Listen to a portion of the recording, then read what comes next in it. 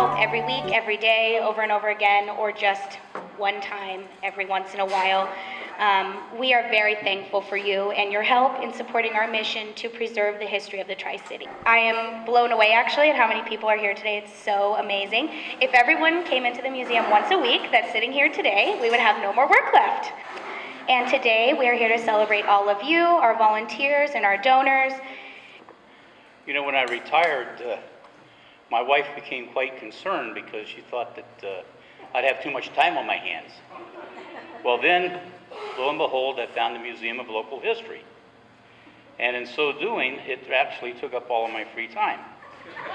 Or at least a lot of it. But, you know, this area is so rich in its history.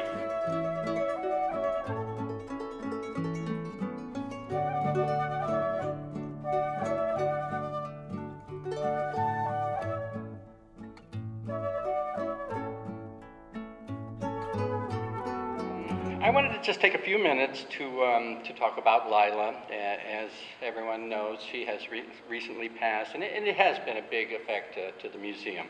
She was such a powerful force and such a just a wonderful person to be working with on a project, because she really moved things along, and she just was really good at that, and she was just a great person to be with.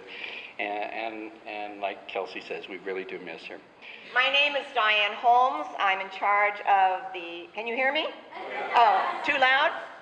I'm in charge of educational programs at the museum and at the Rancho. We really have a good time. So I invite you, I implore you to come and put the education in our children's hands.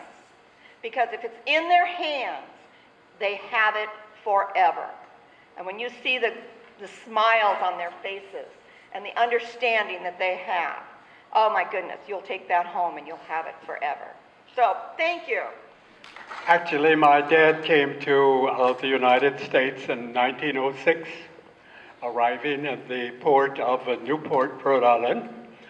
And while aboard ship, the passengers were told that they could not continue to the West Coast because we had had an earthquake, 1906.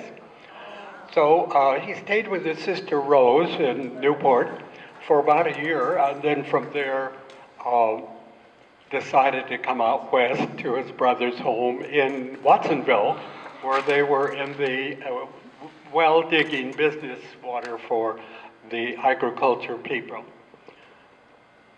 He worked there for a number of years, I would say 4 or 5 years. Met my mother because he, at the time, had a surrey and a beautiful white horse, and she most likely observed him sometime.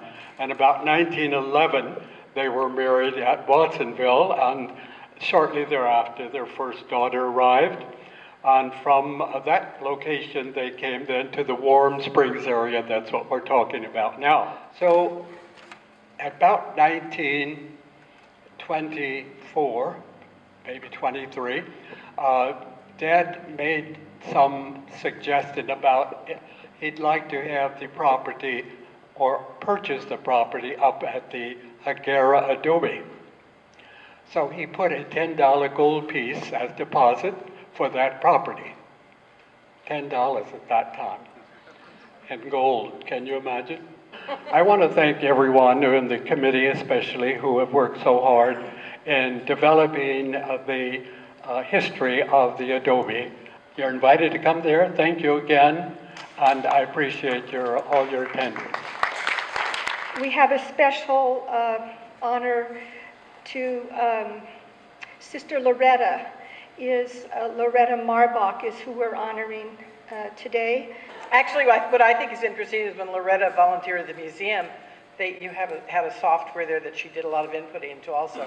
So she came back and said, we need to do this for our archives also. So when she wasn't at the Historical Museum, she was with us Monday through Thursday. So we're very grateful that the skills she learned one place was reciprocal someplace else. So thank you for the acknowledgement. We're hopeful that she'll be back to normal and enjoying the activities that mean so much to her. So I just want to thank everybody again, and you guys are all vital. The volunteers, the donations, every bit of it. It's our lifeblood. It keeps us going, and I want to thank you. Have a great